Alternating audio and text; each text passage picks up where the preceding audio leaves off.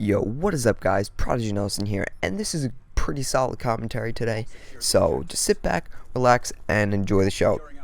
This commentary is going to be a tips and tricks video about just overall upping your game. You know, how to get better.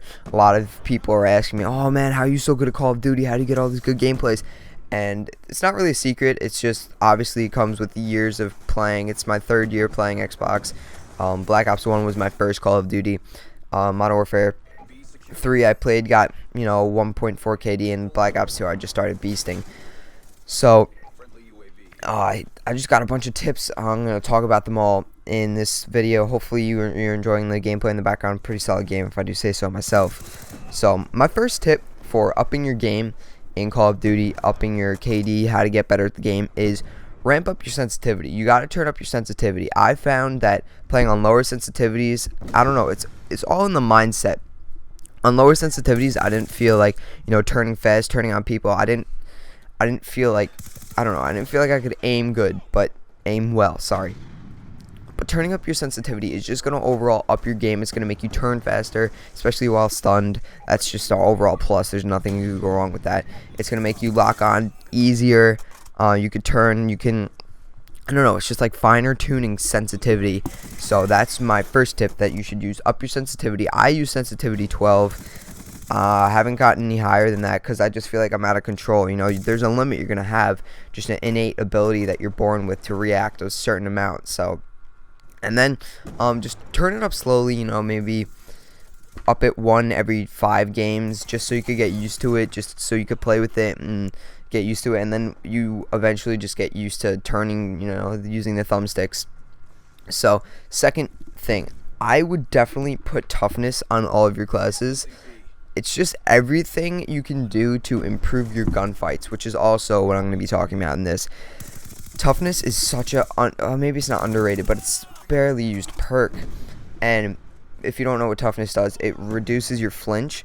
So when you get shot, it makes your gun not kick up as much, not recoil. When you get shot, you flinch. So basically, you can not flinch as much. So most of your bullets would go on target instead of going all the way up to the left and all the way above their head or something. I mean, sometimes the flinch helps and helps you get a headshot, but the majority of the times it's gonna hurt. Well, duh. Or it can get you killed when you could have otherwise won the gunfight using toughness. So I would definitely use toughness. It's a really good perk. I use it on every one of my classes. I mean, that's just me. So next on the list is running with squads or teams. I would definitely run with a team. Obviously, Mr. Bob McScrandy is not the best player. The average Call of Duty, I don't know, I saw this statistic somewhere, has a .9 KD. So you want your friends who know how to play the game. Hopefully your friends know how to play the game, know how to play domination, will listen to you, will be tactically inclined. So you guys will be like, all right, we're all going to rush B. You hold left side, I'll hold middle, stuff like that. That's what I do. I run with squads. We win every game. That's why when I go solo, sometimes I get really beastly games because there's no one to steal the kills. But, maybe I'll lose the game because I'll be in a lodestar loading it up and my teammates don't secure B. Like what? That's happened too many times. So definitely run with a team. That's another tip I would advise you to use. Definitely run with the team. Maybe even run with me. Send me a message. I'll invite you if I need one more guy. Hopefully you're online.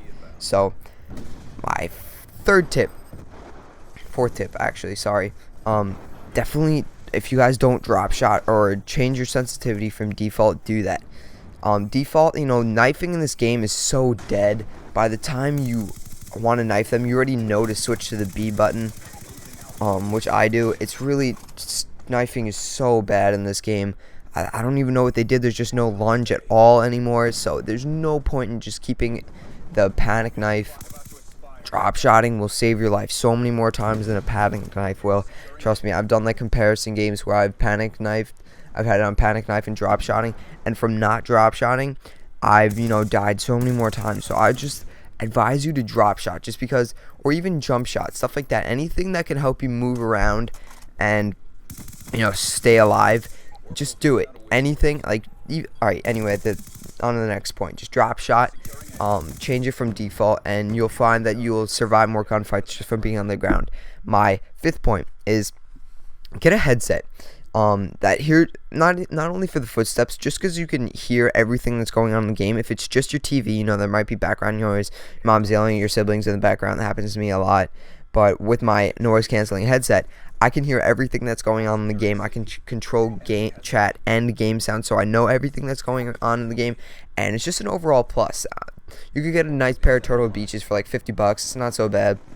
If you want to go super hardcore, you know, they go anywhere from $50 to like $400, which is ridiculous. I don't know why you would want to get a $400 headset for Xbox, but just get a $50 headset because the Xbox One is coming out. So anyway, my next point, strafing. Anything that you can do to up your game. That's what I'm saying. Strafe. I definitely put a stock on all of my assault rifles because it helps me move behind sights more quickly, and it's really hard to hit a moving target, especially with the recoil like across the map. So with an assault rifle and stock, it's really hard to kill me just because I'm strafing the entire time during a gunfight. It's just really easy for me to strafe. It's just kind of a second habit. So get used to using your left thumbstick behind the sights just so you can strafe and move.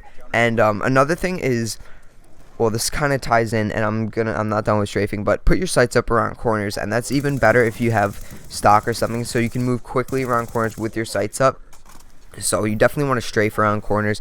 Definitely strafe during gunfights. Go from head glitch to head glitch, which kind of brings me on to my next point. Not done with strafing though. So you're gonna want to strafe, drop shot, whatever you can do to save your life in a gunfight is gonna help you up your game and get more kill streaks. So next, you're gonna want to run from either cover to cover or head glitch to head glitch, however you want to, describe it. But sorry, I'm just typing one more thing. All right, so you're gonna want from cover to cover, just because there's hellstorms, there's lightning strikes, whatever it may be. But you're also gonna want to get in head glitches, so they can only see your head and you can see their entire body. Do anything to up your game, anything to keep you alive. That's what you have to do. And another thing, you can also run away from gunfights you're gonna lose. Like if you're using a shotgun all the way across a Nuketown, just don't go that way. Just avoid the gunfights you're gonna lose. I mean, there's 20-80% chance, like 20% chance you're gonna win. Why engage in it? You're gonna die. So just run away from those gunfights.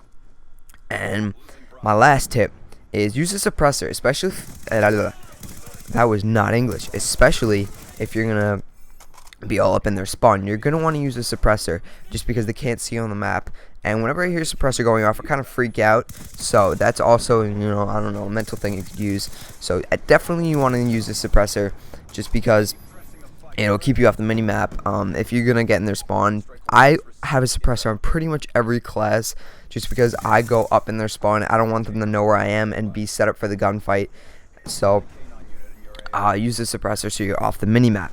And that's another thing, be set up for every gunfight. I don't know how you can do it, whatever your playing style is, just be set up for every gunfight. These are all my tips for upping your game, how you can get better at Call of Duty. Hopefully you enjoyed this commentary, another tips and tricks. I put a bunch of effort into these videos. Hopefully you enjoy them. Please drop a like, please subscribe if you haven't already, and inbox me, comment, tweet me. I reply to every single one unless they're silly comments. And have a nice day. So Prodigy out.